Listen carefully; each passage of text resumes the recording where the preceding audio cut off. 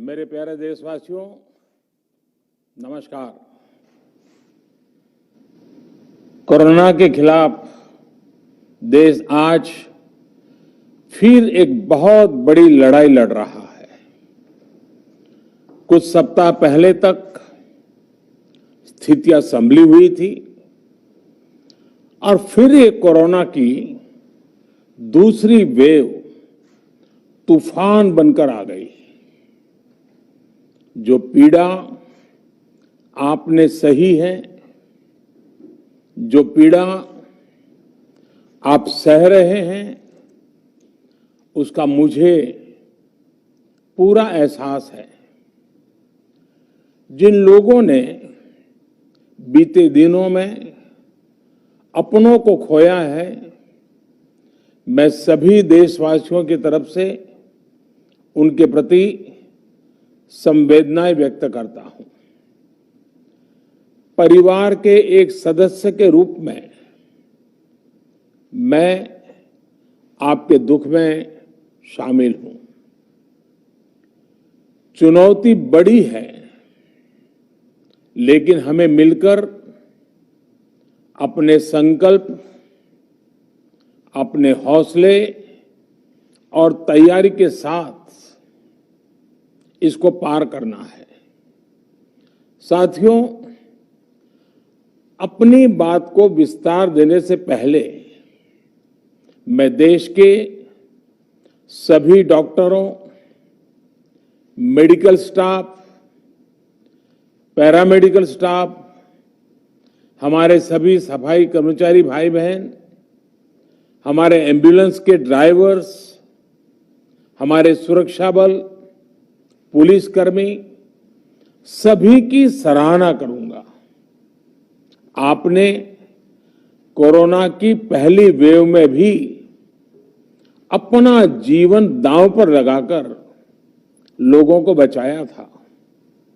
आज आप फिर इस संकट में अपने परिवार, अपने सुख, अपनी चिंता छोड़कर दूसरों का जीवन बचाने में दिन रात जुटे हुए हैं।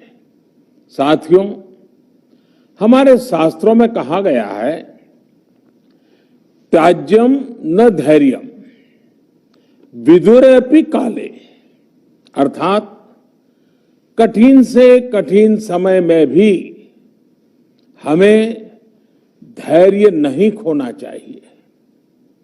किसी भी परिस्थिति से निपटने के लिए हम सही निर्णय लें, सही दिशा में प्रयास करें, तभी हम विजय हासिल कर सकते हैं।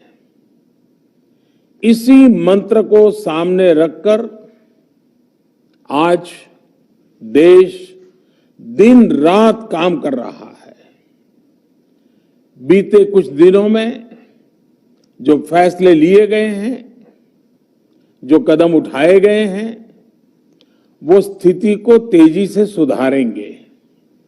इस बार कोरोना संकट में देश के अनेक हिस्से में ऑक्सीजन की डिमांड बहुत ज्यादा बढ़ी है। इस विषय पर तेजी से और पूरी संवेदनशीलता के साथ काम किया जा रहा है। केंद्र सरकार, राज्य सरकारें, प्राइवेट सेक्टर, सभी की पूरी कोशिश है कि हर जरूरतमंद को ऑक्सीजन मिले। ऑक्सीजन प्रोडक्शन और सप्लाई को बढ़ाने के लिए भी कई स्तरों पर उपाय किए जा रहे हैं।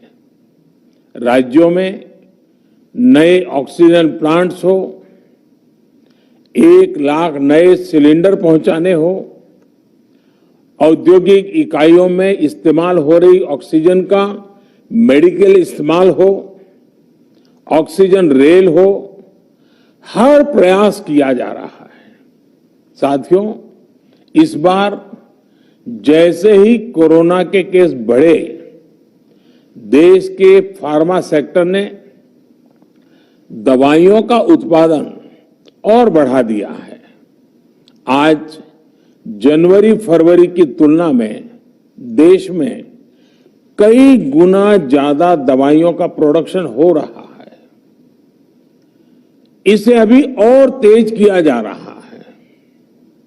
कल भी मेरी देश की फार्मा इंडस्ट्री के बड़े जो प्रमुख लोग हैं, उसके जो एक्सपर्ट लोग हैं, उनसे बहुत लंबी चर्चा हुई है। प्रोडक्शन बढ़ाने के लिए हर तरीके से दवाई कंपनियां की मदद ली जा रही है। हम सौभाग्यशाली हैं कि हमारे देश के पास इतना बड़ा मजबूत फार्मा सेक्टर है जो बहुत अच्छी और तेजी से दवाइयां बनाता है। इसके साथ ही अस्पतालों में बेड की संख्या को बढ़ाने का भी काम तेजी से चल रहा है। कुछ शहरों में ज्यादा डिमांड को देखते हुए विशेष और विशाल कोविड हॉस्पिटल बनाए जा रहे हैं। साथियों, पिछले वर्ष जब देश ने कोरोना के कुछ ही मरीज सामने आए थे, उसी समय भारत में कोरोना वायरस के खिलाफ प्रभावी वैक्सीन के लिए काम शुरू कर दिया था।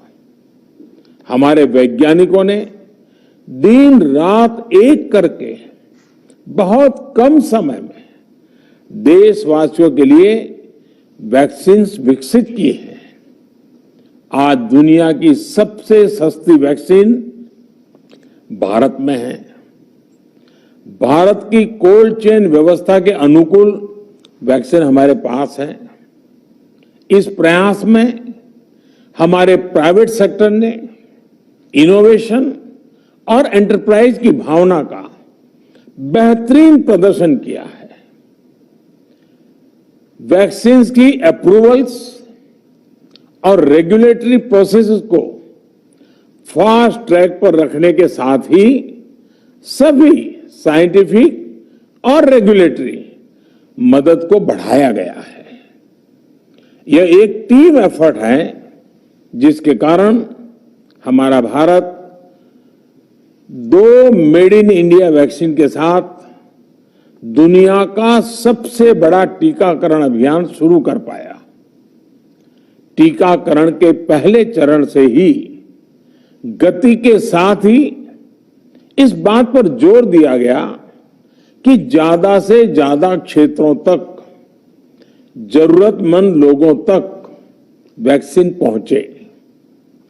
दुनिया में सबसे तेजी से भारत में पहले 10 करोड़, फिर 11 करोड़ और अब 12 करोड़ वैक्सीन डोज दिए गए हैं। आज कोरोना से इस लड़ाई में हमें हौसला मिलता है कि हमारे health care workers, frontline corona warriors और सीनियर सिटीजन्स के एक बड़े हिस्से को वैक्सीन का लाभ मिल चुका है। साथियों, कल ही वैक्सीन को लेकर हुए एक और अहम फैसला भी हमने किया है। 1 मई के बाद से 18 वर्ष के ऊपर के किसी भी व्यक्ति को वैक्सीनेट किया जा सकेगा। अब भारत में जो वैक्सीन बनेगी उसका आधा हिस्सा सीधे राज्यों और अस्पतालों को भी मिलेगा। इस बीच गरीबों, बुजुर्गों, निम्न मध्यम वर्ग के लोग 45 वर्ष की आयु के ऊपर के व्यक्तियों के लिए केंद्र सरकार का जो वैक्सीन कार्यक्रम चल रहा है वो भी उतनी ही तेजी से जारी रहेगा। पहले की तरह ही सरकारी अस्पतालों में मुफ्त वैक्सीन मिलती रहेगी, जिसका फायदा, जैसा मैंने कहा, हमारे गरीब परिवार हो, हमारे मध्यम वर्ग, निम्न मध्यम वर्ग के परिवार हो, वो उनका लाभ उठा सकेंगे। साथियों, हम सभी का प्रयास जीवन बचाने के लिए है, और जीवन बचाने के लिए तो है ही। प्रयास से भी ये है कि आर्थिक गतिविधियां और आजीविका कम से कम प्रभावित हो। प्रयास का तरीका यही रखा जाए। वैक्सीनेशन को 18 वर्ष की आयु के ऊपर के लोगों के लिए ओपन करने से शहरों में जो हमारे वर्कफोर्स है उसे तेजी से वैक्सीन उपलब्ध होगी। राज्यों और केंद्र सरकारें के प्रयासों से श्रमिकों को भी तेजी से वैक्सीन मिले लगेगी। मेरा राज्य प्रशासन से आग्रह है कि वो श्रमिकों का भरोसा जगाए रखे। उनसे आग्रह करें कि वो जहां है वहीं रहे।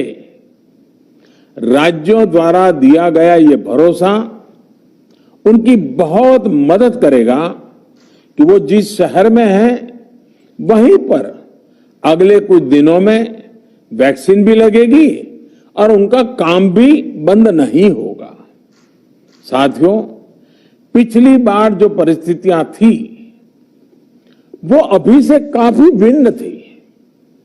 तब हमारे पास इस वैश्विक महामारी से लड़ने के लिए कोरोना स्पेसिफिक मेडिकल इंफ्रास्ट्रक्चर नहीं था। आप याद करिए देश की क्या स्थिति थी।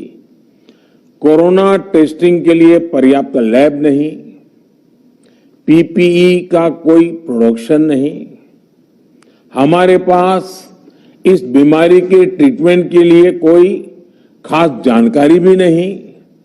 लेकिन बहुत ही कम समय में हमने इन चीजों में सुधार किया। आज हमारे डॉक्टरों ने कोरोना के इलाज की बहुत ही अच्छी एक्सपर्टीज हासिल कर ली है। वो ज्यादा से ज्यादा जीवन बचा रहे हैं। आज हमारे पास बड़ी मात्रा में पीपीई किट्स हैं, लैब्स का बड़ा नेटवर्क है और हम लोग टेस्टिंग की सुविधा को निरंतर बढ़ा रहे हैं। साथियों, देश ने कोरोना के खिलाफ अब तक बहुत मजबूती से और बहुत धैर्य से लड़ाई लड़ी है। इसका श्रेय आप सभी को, सभी देशवासियों को ही जाता है। अनुशासन और धैर्य के साथ कोरोना से लड़ते हुए आप देश को यहां तक लाए हैं। मुझे विश्वास है जन भागीदारी की ताकत से हम कोरोना के इस तूफान को भी परास्त कर पाएंगे। आज हम अपने चारों ओर देख रहे हैं कि कैसे कई लोग, कई सामाजिक संस्थाएं जरूरतमंदों तक मदद पहुंचाने में दिन रात जुटे हैं। दवाई पहुंचाना हो, खाने या रहने की व्यवस्था करनी हो, लोग पूरे मनोयोग के साथ काम कर रहे हैं। मैं इन सभी के सेवा भाव को आदरपूर्वक नमन करता हूं और देशवासियों से अपील करता हूं कि अधिक से अधिक मात्रा में इस संकट की घड़ी में देशवासी आगे आए और जरूरतमंदों तक मदद पहुंचाएं। समाज के पुरुषार्थ और सेवा के संकल्प से ही हम ये लड़ाई जीत पाएंगे।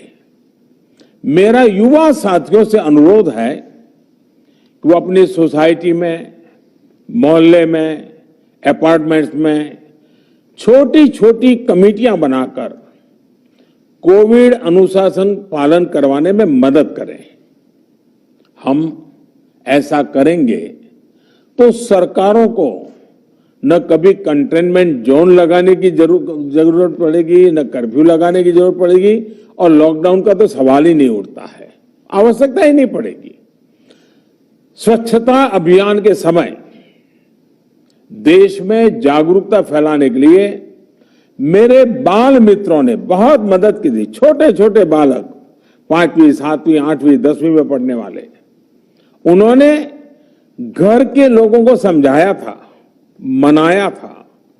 उन्होंने बड़ों को भी स्वच्छता का संदेश दिया था। आज मैं फिर अपने बाल मित्रों से एक बात विशेष तौर पर कहना चाहता हूं। मेरे बाल मित्र, घर में ऐसा माहौल बनाइए कि बिना काम, बिना कारण घर के लोग घर से बाहर न निकले। आपकी जीत बहुत बड़ा परिणाम ला सकती है। प्रचार माध्यमों से भी मेरी प्रार्थना है कि ऐसे संकट की घड़ी में वो लोगों को सतर्क और जागरूक करने के लिए जो प्रयास कर रहे हैं उसे और बढ़ाएं। इसके साथ ही इसके लिए भी काम करें कि डर का माहौल कम हो सके, लोग अफवाह और भ्रम में न आए। साथियों, आज की स्थिति में हमें देश को लॉकडाउन से बचाना है। मैं राज्यों से भी अनुरोध करूंगा कि वो लॉकडाउन को अंतिम विकल्प के रूप में ही इस्तेमाल करें। लॉकडाउन से बचने की भरपूर कोशिश करनी है और माइक्रो कंटेनमेंट जोन पर ही ध्यान केंद्रित करना है।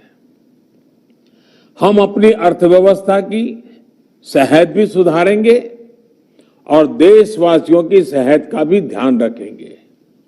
साथियों, आज नवरात्रि का आखिरी दिन है।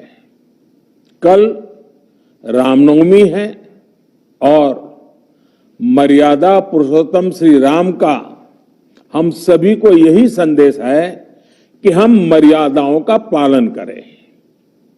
कोरोना के इस संकट काल में कोरोना के बचने के जो भी उपाय है, कृपया करके उनका पालन 100% करिए।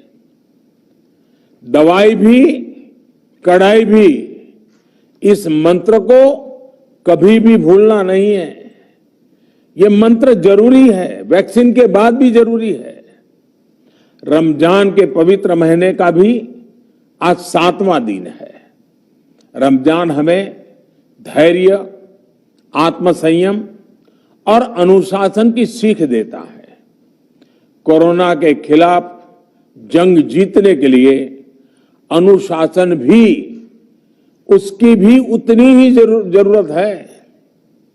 जब जरूरी हो तभी बाहर निकले। कोविड अनुशासन का पूरा पालन करें। मेरा आप सभी से यही आग्रह है। मैं आपको फिर ये भरोसा देता हूं, आपके इस साहस, धैर्य और अनुशासन के साथ जुड़कर आज जो परिस्थितियां हैं उन्हें बदलने में देश कोई कसर नहीं छोड़ेगा। आप सभी स्वस्थ रहें, आपका परिवार स्वस्थ रहे, इसी कामना के साथ मैं अपनी बात समाप्त करता हूं। आपका बहुत बहुत धन्यवाद।